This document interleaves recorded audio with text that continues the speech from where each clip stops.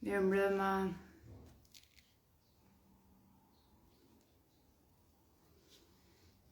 Mirëmbrëma të gjithëve.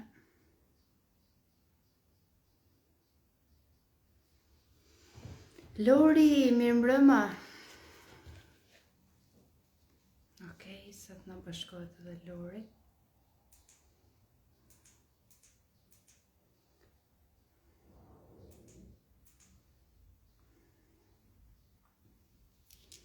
Si jeni o njerëz të mirë?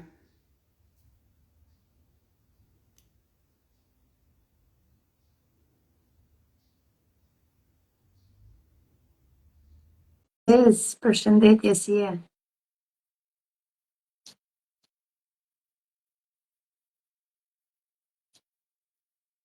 Elmir, si je dashuri? Okej, nuk...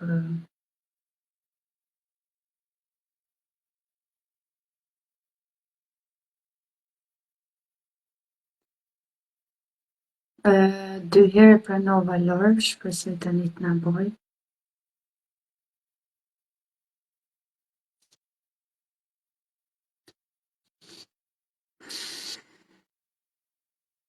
Okej, sonte kemi një temë pak të nxehtë, pak ndryshe. Megjithëse unë preferoj që për tema tilla mos prononcohem, mos flas shumë, por sonte e pa mendjen top. Tham okej, le të flasim diçka. Arbër, jam shumë mirë, faleminderit. Ti si je?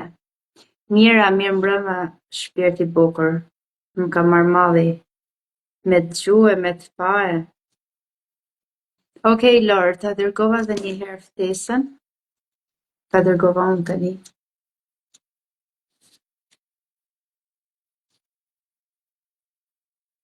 Margarita, mirëmbrëma, shpirt. Jam shumë e lumtur që gocat e mia janë këtu. Jam shumë e lumtur sepse kanë çka japin, prandaj jo më kot janë këtu. Okej, Lor, unë po e pranoj sërish, shpresoj të bojnë.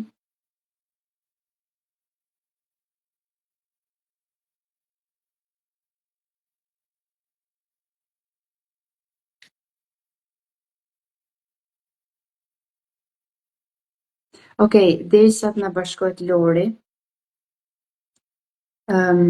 do flas për diçka. Sa nga ju përdorin vajrat esencial?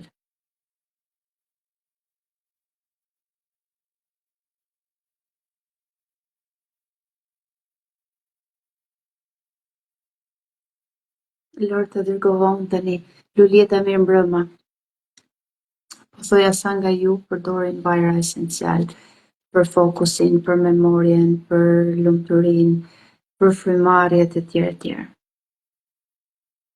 Është shumë e bukur ta bisedojmë edhe këtë, sepse është diçka interesante. Ju të gjithë kanë informacionin e duhur dhe i praktikojnë, sepse nëse nuk kanë informacion, nëse nuk ja u dinë vlerën me pak fjalë, nuk është se mund t'i përdorin gjithë. Lor, po presun, a?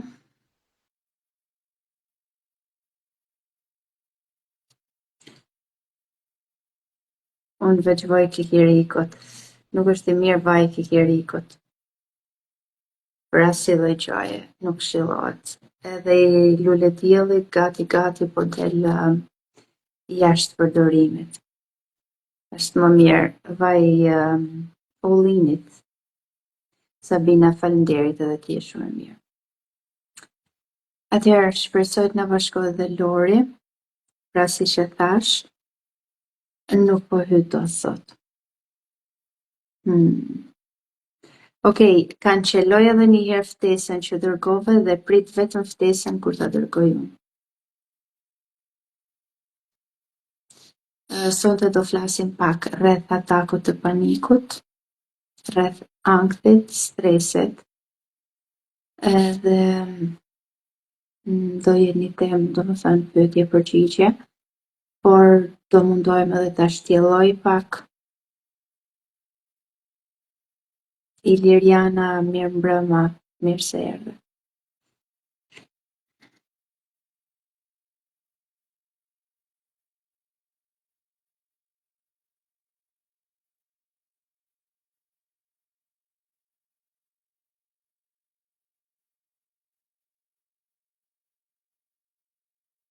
Okej, shpresoj që tani të bëj.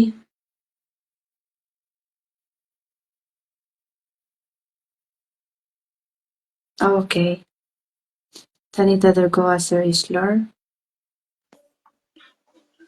Më në fund. Me mbrëma, Ma mirë se erdhe. mirë të u gjeta. Sara që kemi si zëma. Mirë, që ke po shumë e bukur. Faleminderit gjithashtu edhe ti. Diri. Unë Pas jam i qitë si dele, po s'ka gjo se më pëlqen kështu kur jam komplet natyrshëm. Paska Jam kam okej. edhe ty. E, shumë pak mu. Ah. Sonde kemi temën depresionit, a? Me që të Depresioni, më shumë. stresi, ankthi, ataku i panikut. Pra, do jetë një temë e përgjithshme ku në secilën temë do ndalemi nga pak, sepse kam dëshirë të shtjelloj edhe problemet fizike që na jep. Jo vetëm ato që na dalin të momentit, por ka dhe probleme fizike dhe madje shumë të rënda. Ganimete, mirë mbrëma zemër, mirë se erdhe.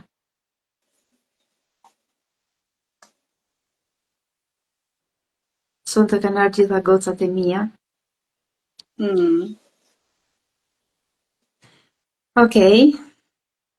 Okej, Lor, nëse ke dëshirë të shtosh diçka paraprakisht, sa i Po, përket. ora, unë do flas vetëm çfarë është depresioni, edhe si mund ta lehtësojmë atë dhe nga se vjen. Paktën për Okej, ato që unë kam punu me vetën. Më fali sekundë prit pak. ti je natyrës bukuri, prandaj je bukur. Nuk e di me cilën e ke mukades, por faleminderit për të dyja, sinqerisht.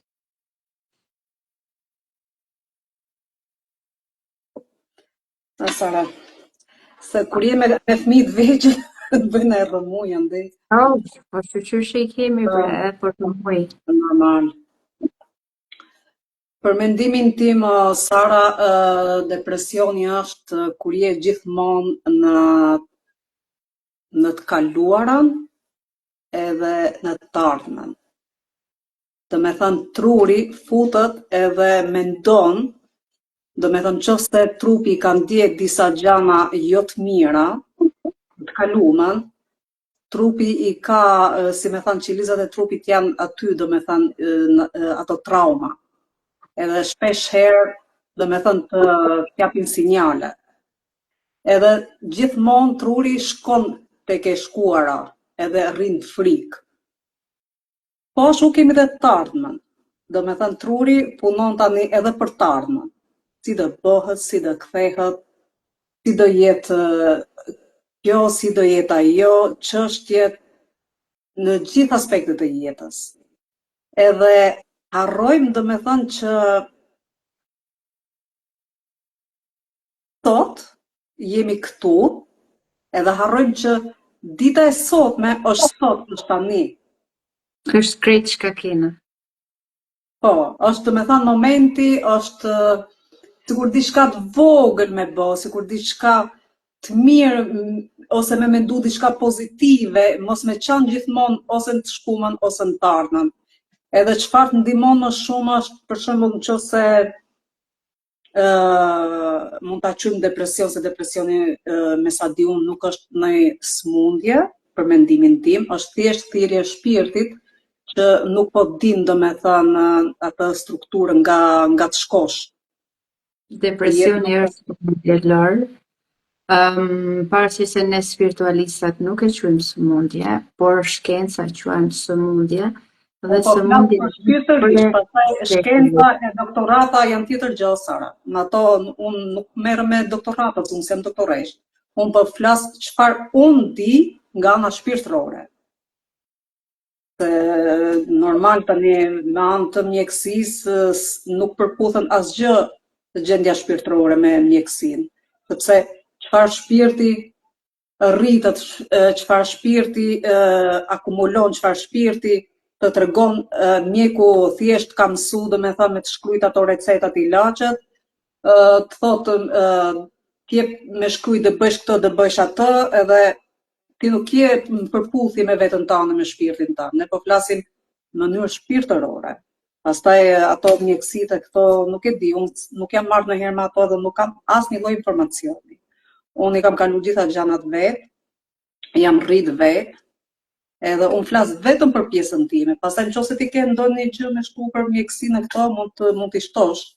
Ndoshta edhe ti ke kaluar ndonjë depresion, din më shumë. Përsa unë po flas vetëm për kaq sa di unë. Okej. Nëse ti ke mbaruar, mund të vazhdoj. Kaq kisha mendoj.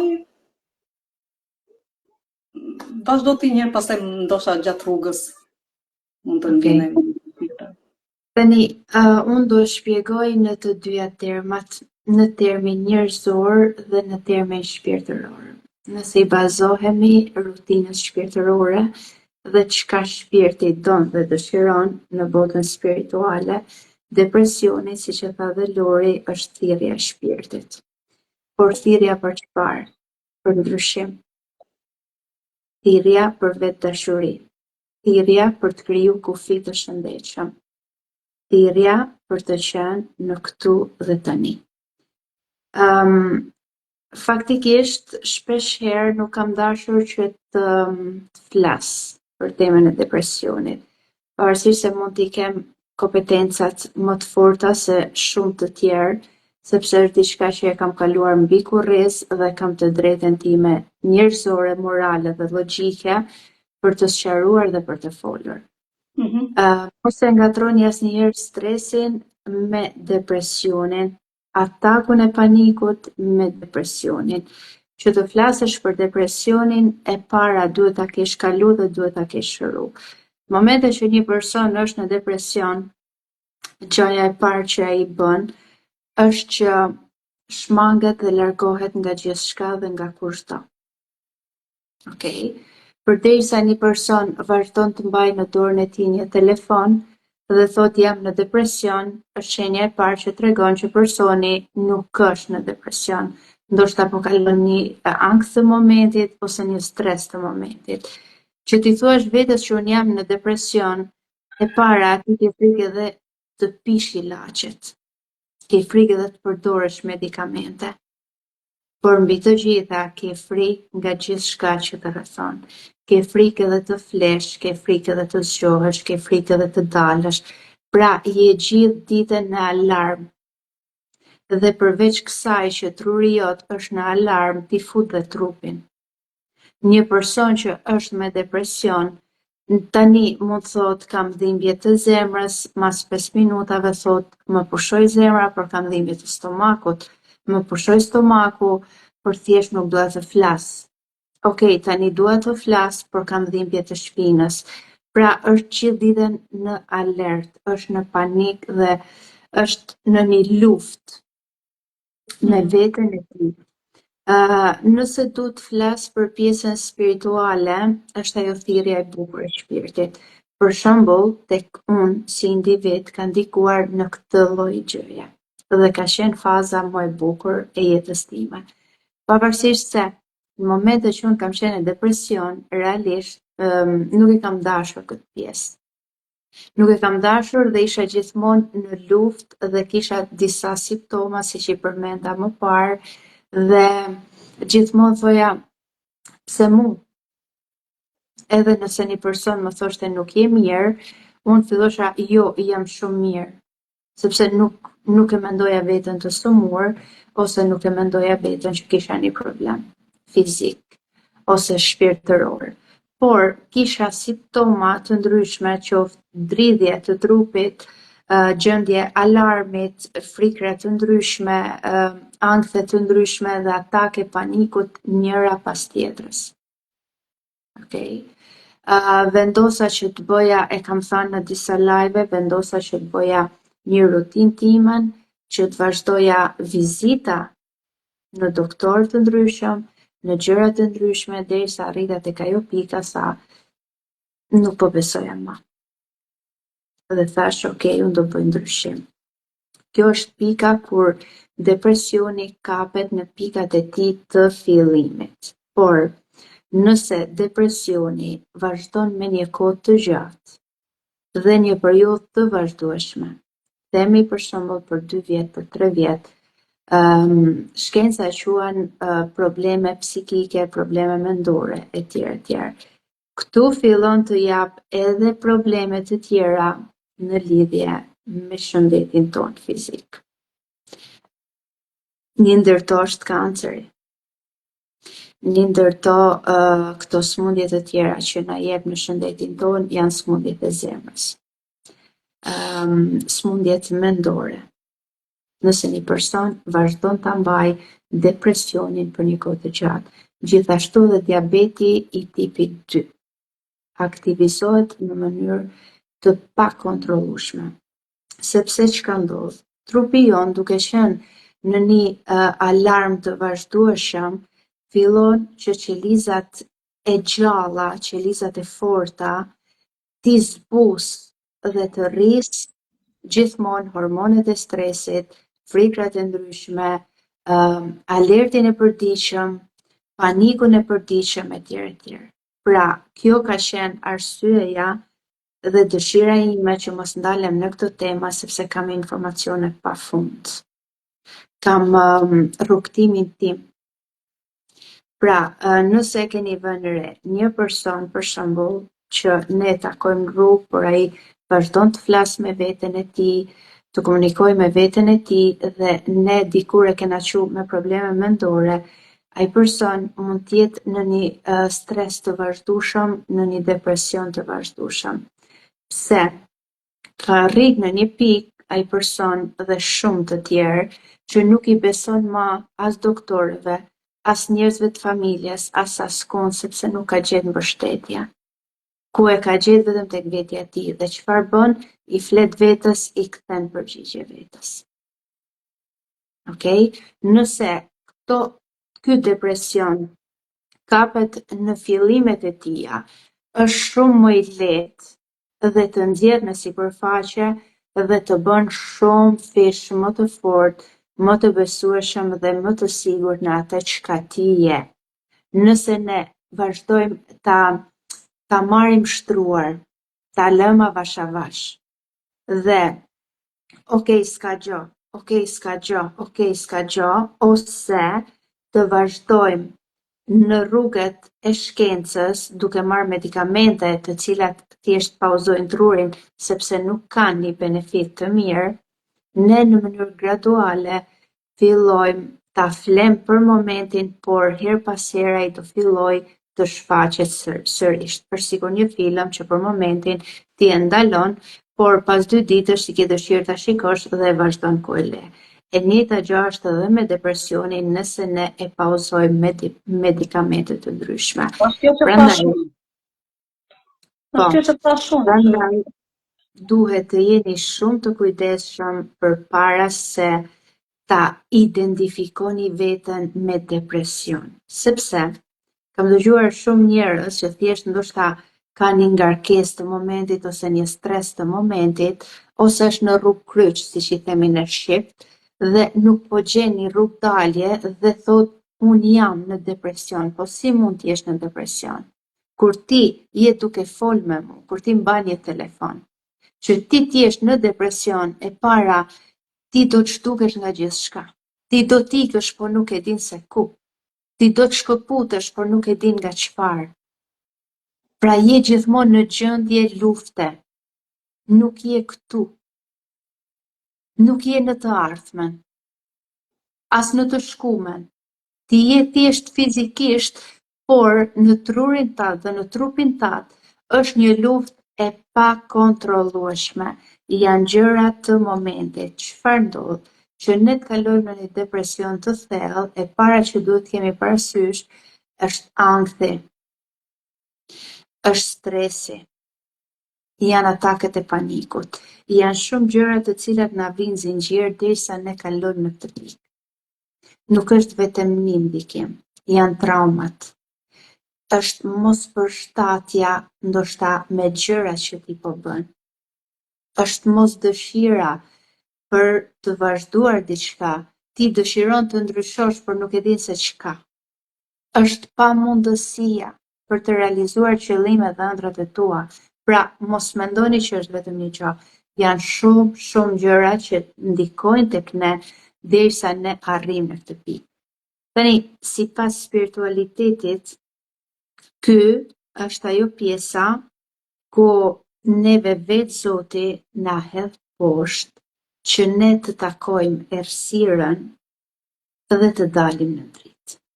Do ndalem pak tek Shën Pali, i cili tha, armikun e fundit që kemi në jetë është vdekja.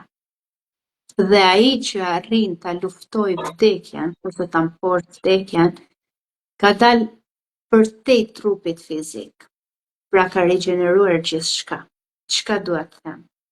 Disa situata na vinë në jetë që ne të zbresim shumë poshtë, ta takojmë errësirën, ta përqafojmë, ta puthim fort dhe më pas ta lëmë të shkojë. Sepse kuptojmë që nuk na përket neve, nuk është e jona. Okej? Prandaj duhet me patjetër që ne të rritemi shpirtërisht. Okej, kemi një dy pyetje Lor. Një nga Elmira. Më falë, Sara, desha të shtoj edhe diçka. Patjetër. Por ne e justifikojmë veten, si shtaj edhe ti, që unë kam depresion në një udhkryq, mund të jetë për momentin edhe gjendje emocionale njeriu, sepse asnjëherë nuk është njësoj, edhe emocionet nuk janë njësoj, edhe dita nuk është njësoj për njeriu. Edhe unë mendoj që kjo gjendja e depresionit të tregon që shpirti nuk është në rrugën e duhur. Do me thënë, ti po e trajton vetën, do me thënë, si me thënë, pa vetdije, edhe po shkon kundra vetës, kundra shpirtit tënd. Edhe ajo thjesht është një lajmërim që ti nuk je rrugës drejt nga ana shpirtërore. Paktën me mua kështu ka ndodhur. Atëherë, Lor, është kjo që sa po e thashën shparë, është kjo pjesa ku ne duam të ndryshojmë ambientin ku jemi, vendin ku jemi, ngjarjet e jetës, jetën tonë, veten tonë, shumë gjëra por nuk dim nga t'ja fillojmë. Nuk dim Kom depresioni në pjesë të ndryshme të trupit. Okej, ndikon depresioni në pjesë më falni, të ndryshme të trupit. Thash edhe më lart Elmir, është kjo pjesa ku njerëzit domethënë mendojnë që u dhem i gjithë trupi. Shpeshherë u duket sikur edhe pse marrin ajër ose edhe pse kanë një trup fizik, u duket vetja bosh. Fillojnë duke prek veten, a jam këtu as jam këtu, sepse vetiu truri fillon të pauzoj shumë gjëra në to. Sepse nuk kanë më komando në trupin e tyre. Atëherë, Sara, po gjumi i thellë pa kontroll në trup është një depresion. Jo, gjumi i thellë pa kontroll në trupin ton fizik është një gjum i jashtëzakonshëm. Gjumi duhet të jetë pa kontroll. Dhe duhet ta keni të qartë. Nëse ne arrijmë të bëjmë një gjum dhe harrojmë gjithçka, jemi vetëm në gjum dhe në mëngjes kur zgjohemi jemi komplet të shplodhur, ne domethënë kemi arrit të kemi qetësinë e trurit. Njerëzit që janë me depresion mendojnë sikur janë në gjum, por realisht janë thjesht duke menduar. Janë thjesht duke jetuar diçka që e kanë kalkulu me mendjen e tyre. Dhe në moment që zgjohen në mëngjes, janë komplet të raskapitur, janë sërish të lodhur, edhe një ditë tjetër. Gjumi i thellë është i jashtëzakonshëm. Edhe unë mendova që nuk u shpjegu dhe aq mirë kjo, se unë këtë e kuptova kështu. Po gjumi i thellë, do me thënë, më shumë se tetor, do thot kjo. Më shumë se tetor. E para duhet të dini nëse kur jam me energji të ulët bie shumë në gjumë.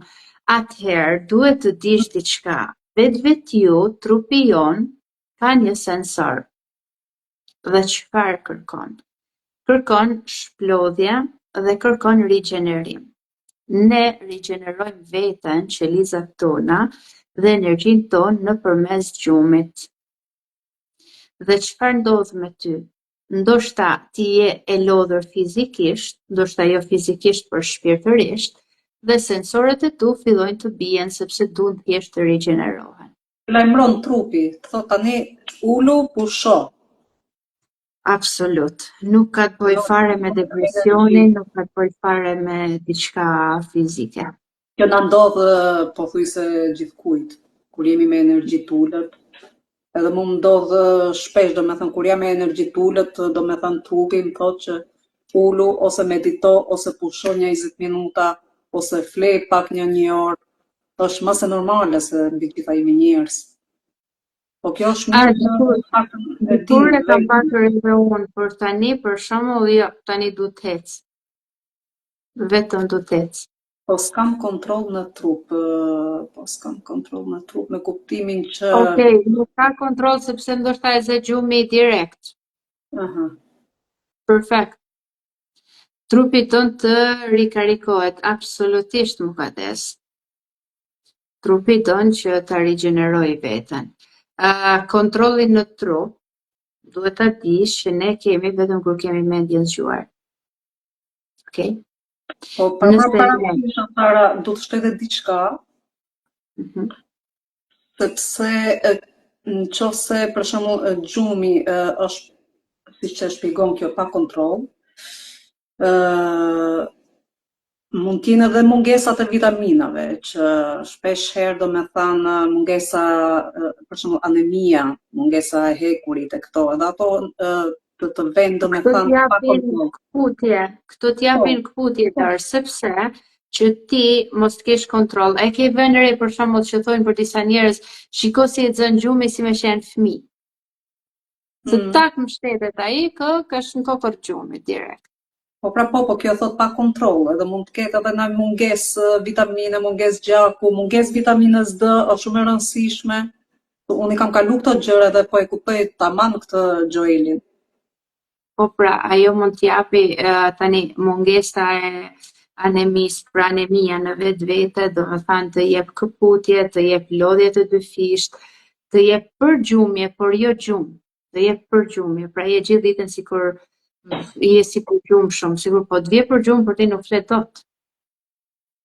Vitamina D është me të rritë energjinë, me rritë elasticitetin e trupit, memorjes e tjera, pra nuk ka të bëjë. Ka të bëjë, unë të paktën këtë gjë e kam verifikuar të vetja, se këtu në Gjermani e kemi shumë mungesë diellin.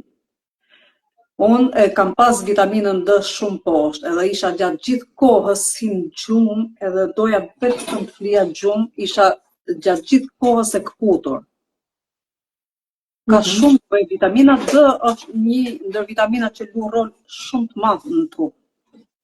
Dhe ti Lor, kur kishe mungesë të vitaminës, kur ti kishe mungesë të vitaminës D, nuk kishe kontroll mbi veten, flije direkt? Po të këput ajo, nuk s'ke fuqi, të këput ajo do me të punë gjumë. Po sa po e thash, ke këputje, por jo, domethënë në mënyrën se si kjo e shpjegon.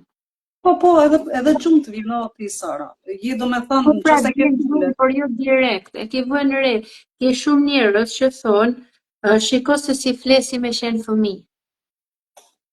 Sepse kudo që vendos kokën e zë kam problem, kjo nuk thot që unë fle qetë e si fëmijë, kjo thot nuk kam kontroll. Bëj gjumë të thellë, tha.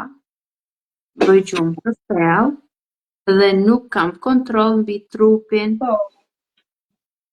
Po kam edhe mungesë të madhe memorie, thot. Mungesa vitaminës B12. Thashun se ka mungesë vitaminash.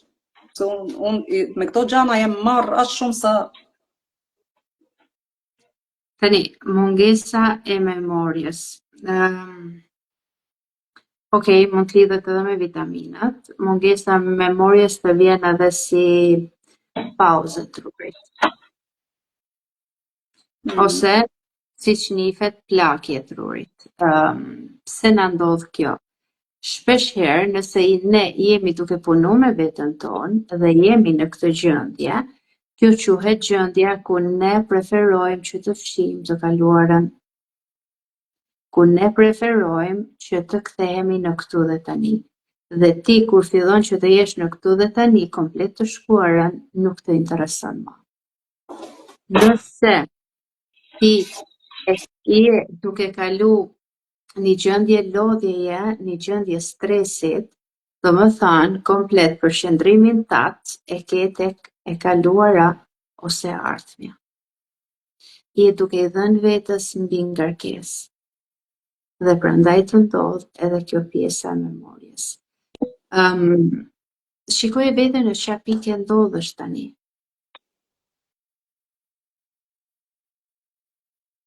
Kanë bëjnë shumë edhe këto mungesat e vitaminave B12, edhe ajo bën atë mungesën e memorjes, edhe ajo e bën. Është shumë e rëndësishme edhe vitamina B12. Unë paktën me këto jam marr, I kam ashu te trupi im. Ndërsa sa për çështjen e depresionit, depresioni mendoj që nuk ka gjumë fare, siç e the edhe ti. Njerëzit që natën në gjithë flet gjumë, ato që kanë depresion rrinë zgjuar duke mendu në të shkuarën, në të ardhmen, në të shkuarën, në të ardhmen dhe e kalojnë domethënë momentin e gjumit, e kalojnë zgjuar.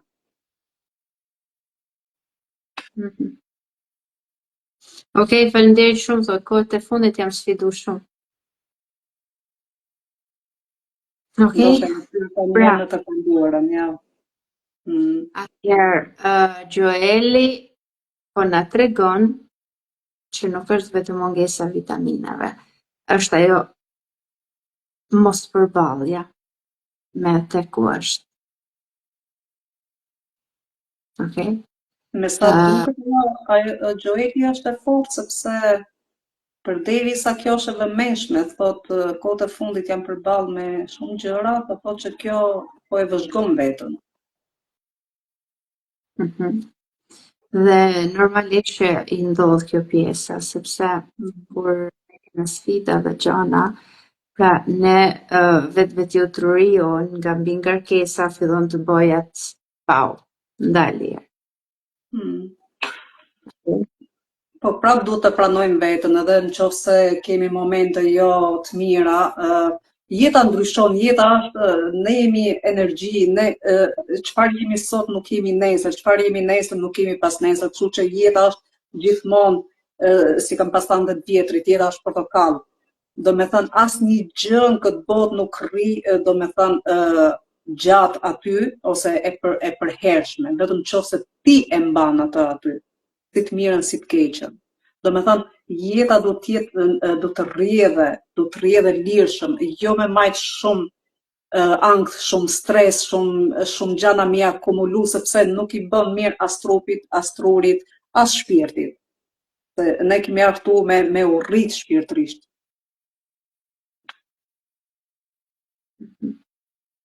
Sara, ke një pyetje këtu.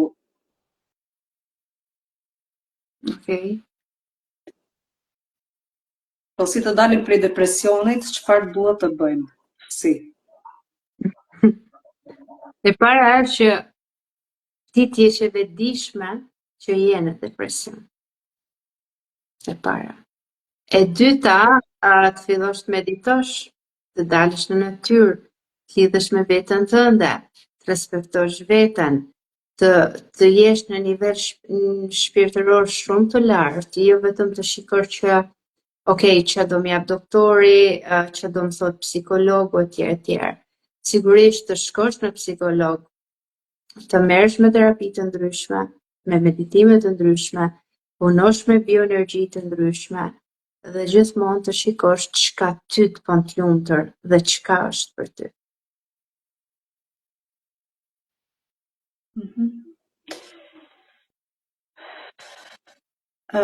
Prap Gjoeli thotë edhe sfidat kanë bërë që janë sfidat që po më përsëritën. Gjoel, po ta jap një mendim, pastaj ta jep Sara.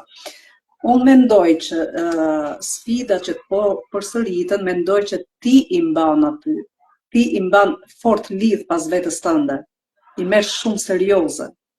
Ato du t'i lirosh avash avash. Du të punosh pak me to.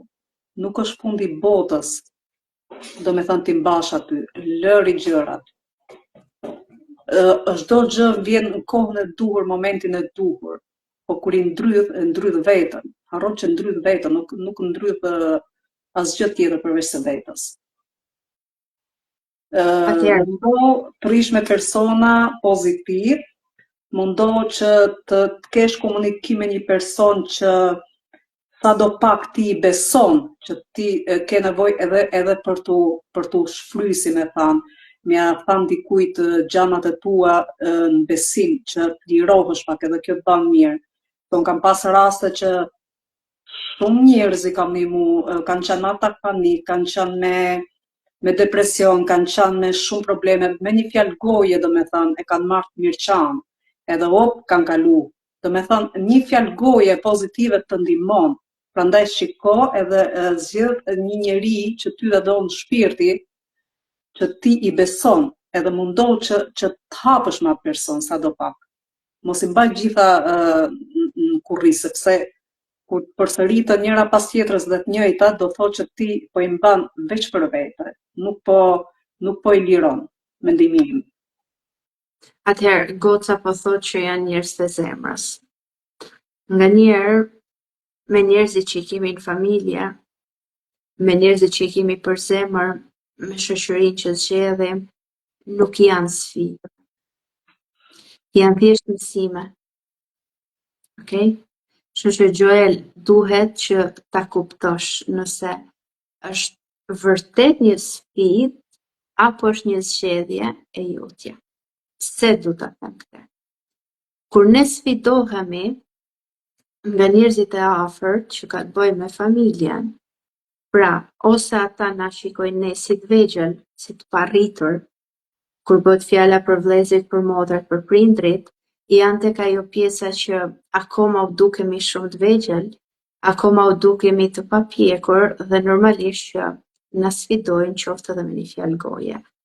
Kur sfidohemi nga shoqëria të cilën e kemi zgjedh vetë, na tregon që këtu është një sinjal që ne të marrim një mësim. Mos harro se të gjithë njerëzit që vinë në jetën tonë kanë një mision të kohor. Okej? Kanë një mision kohor dhe çfarë ndodh në këtë mision?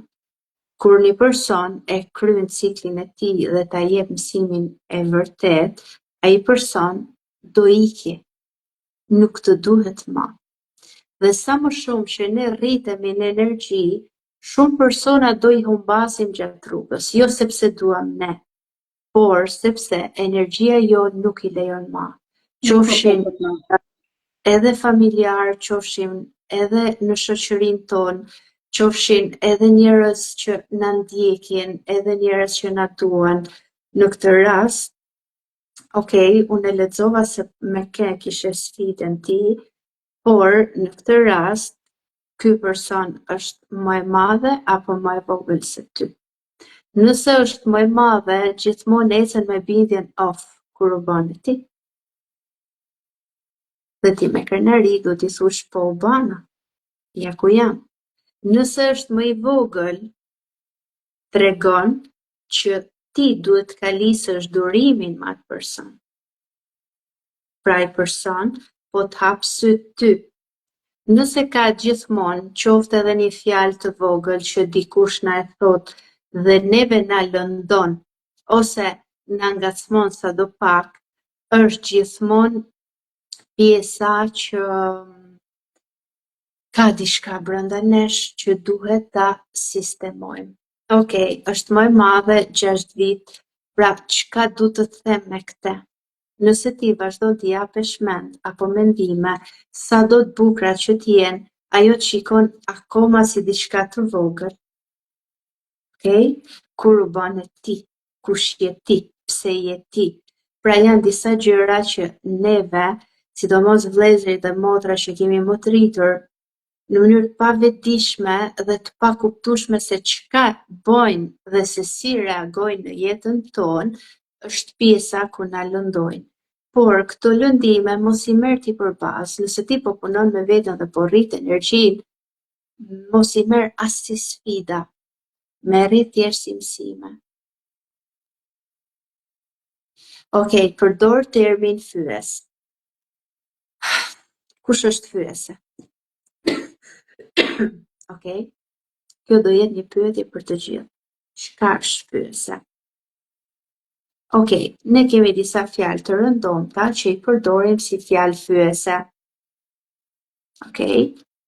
Por kush na e tha ne që këto fjalë janë vërtet fyese? Mendja jonë. Pse duhet që ti të dëgjosh pikërisht këto fjalët fyese? Kush do qofte ai person? Dhe nëse ti vendos që ti dëgjosh, mos lejo që ata të bënë zëri yt i brendshëm. Mos lejo që fjala idiot, fjala budalla, fjala ti nuk mundesh të depërtoj dhe të kanalizohet në energjinë tënde, ose të depërtoj dhe të jetë diçka ndryshe tek ty. Mos lejo që këto gjëra të jenë në jetën tënde prezent. Mos lejo që këto gjëra të bënë zëri yt i brendshëm. Okej? Është shumë e rëndësishme kjo. Kisha diçka të shtoja, Sara. Me që kjo e shpjegon domethënë që është motra. Normal nuk është si Jo, mos e përmend, Flor. Si që mos e përmend, nuk të kuptova. Jo, mos e përmend se kush ishte, sepse unë e lexova disa herë dhe nuk e thash. Po pra, po pse mos ta përmend sepse e ka shkruajt ajo. Okej. Ishte është motra edhe kjo do thotë që nuk është situata është pak alarmante sepse është e familjes. E kupton? Mirë, por unë mendoj që kjo është rrugës shpirtërore, edhe kjo po rritët. Edhe tani bën dallimin mes familjes, mes motrës, ose çfarë i lidh nëse punojnë bashkë, siç thotë më fyen. Por unë mendoj që çdo njeri paraqet ato çfarë ai vetë mbart. Kjo është jo vetëm për këtë, po është për gjithë këto që janë këtu live.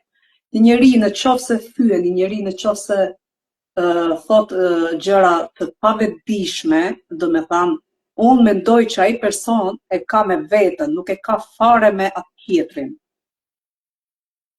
Aty gjendet vetë dhe i nxjerr, sepse nuk është i vetëdijshëm çfarë po bën. Edhe unë për veten time kam mësuar nga këto gjëra që mos i marr afër vetes, sepse sjellja e tjetrit nuk më përcakton mua, qoftë motra, qoftë vllai, qoftë kushurira, nuk më përcakton mua si njeri. Përcakton veten, edhe unë thjesht shmangëm domethënë, edhe nuk shoh punën time, bie fjala mes kushurirës dhe motrat janë për mrekulli, po e kam fjalën që kushdo të qoftë, po kur bie puna te familja, është pak më serioze, po prap nuk përcakton Joelin. Motra e saj përcakton atë vetën, ndoshta edhe ajo ka dhimbje të veta. Mos harrojmë se çdo kush ka dhimbje të veta. Por asnjë nuk i ka për borxha i tjetrit që për shembull ti dhimbjet e tua më i përplasësh mua. E kupton? Por unë jam kaq e vetëdijshme që dhimbjet e tua nuk janë të mia, do të thonë s'kam si marr afër vetë. Okej, Lor, po duhet të dish nëse diçka përsëritet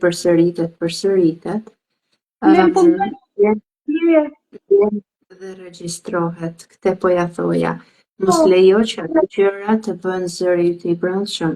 Mos lejo që ato të ndikojnë tek ty. Okej?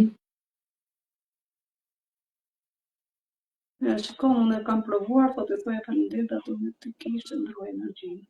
Shumë mirë, ja kjo është rrugë shpirtërore, prandaj. Tani ke pas një pyetje këtu sipër se e kalova ose ra. Prit, se janë shumë pyetje. Ku e kuptojmë? E pak. Më hikin këto mesazhet.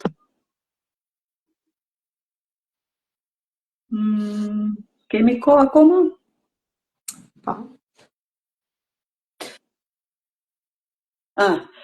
Si ndikon, kush është kjo? Elmira Haska. Si ndikon depresioni në nivel shpirtëror dhe energjetik?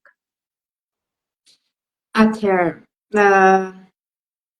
në nivel shpirtëror, është pjesa ku depresioni, e thash, quhet thirrja e shpirtit.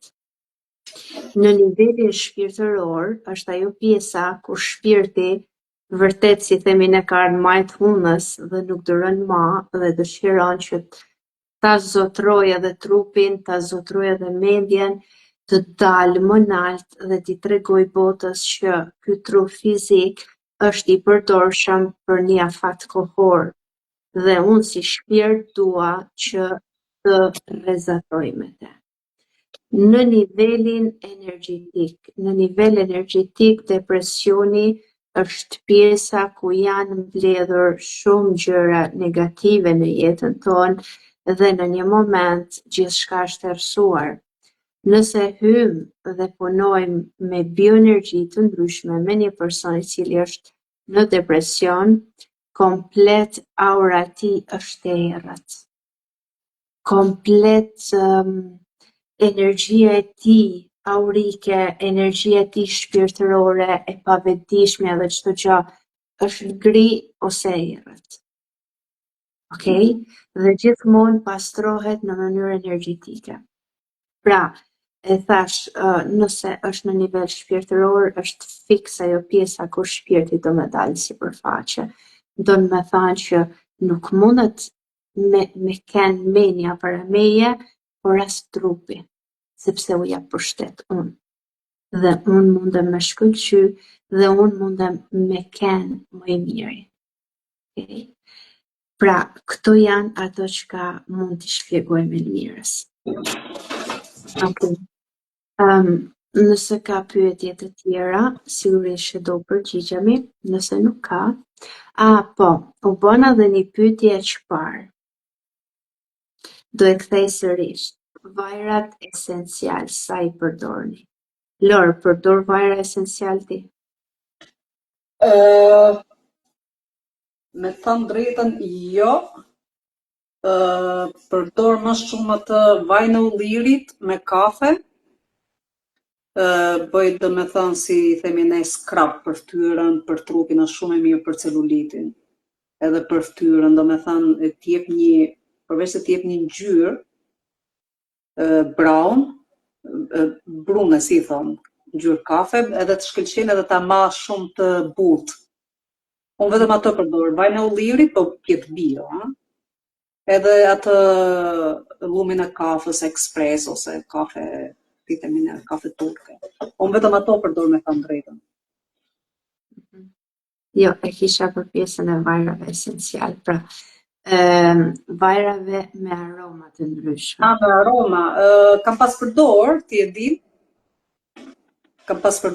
por tani të tregoj të fortën, shkova një ditë të marr ato vajrat esencial, edhe po ma jep një pako muaj, edhe unë shkova, dërgova të shunin të shkolla, tu ardhë në shtëpi me një shoqe, thot mu çaj ke atë, ke dora vaj esencial.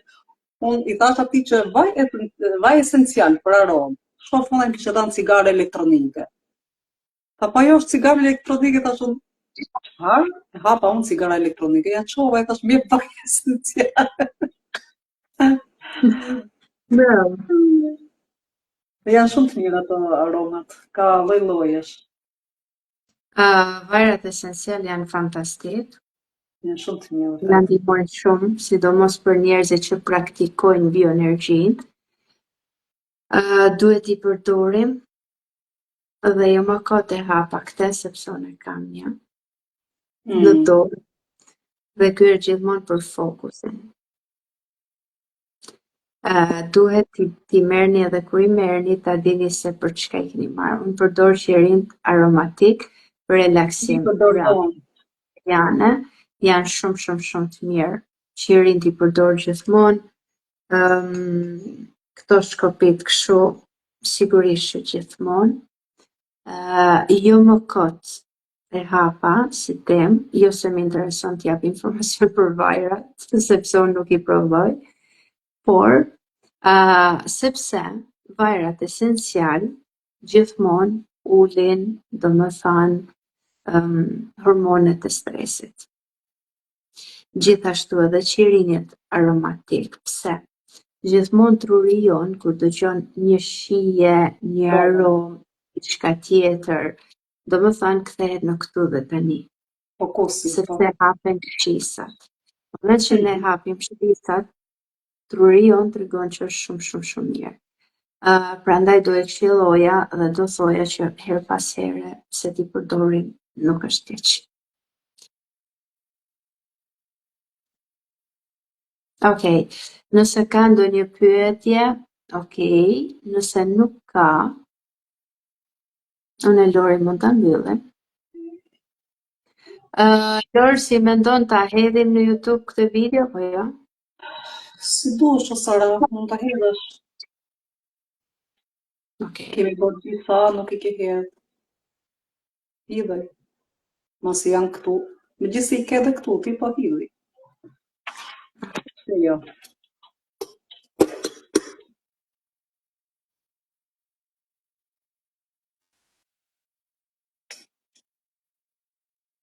Okej, pastaj me që pyetje s'ka, Lori, unë të falenderoj shumë. Para se të falenderoj, a ke diçka që dëshiron ta shtosh për ankthin ose atakët e panikut? Ne folëm sot në fakt për depresionin, pastaj ankthi është diçka tjetër, atak paniku është diçka më e thellë. Mendoj që këto tema t'i lëm për një herë tjetër, sepse po t'i hapim edhe një herë këto tema marrin shumë kohë. Do na duhet edhe një orë tjetër. Sepse ataku i panikut është ajo që pastaj të fillon me pjesë të trupit. Ajo është atak paniku, ndërsa depresioni është këtu. Atak paniku është më mor fryma, më ndal zemra, fillojnë pastaj në trup. Ajo quhet atak paniku. Okej, pastaj, unë falenderoj fort të gjithë, jeni shumë të mirë. Në live-in e radhës sigurisht që do e njoftojmë kur do jemi. Ju dëshiroj gjithë mirat, natën e mirë, ju dua fort, ju përshafoj fort të gjithë. Për shumë faleminderit dhe dëgjojmë. Ju falenderoj edhe unë të gjithëve, natën e mirë. Natën e mirë. Natën, Sara.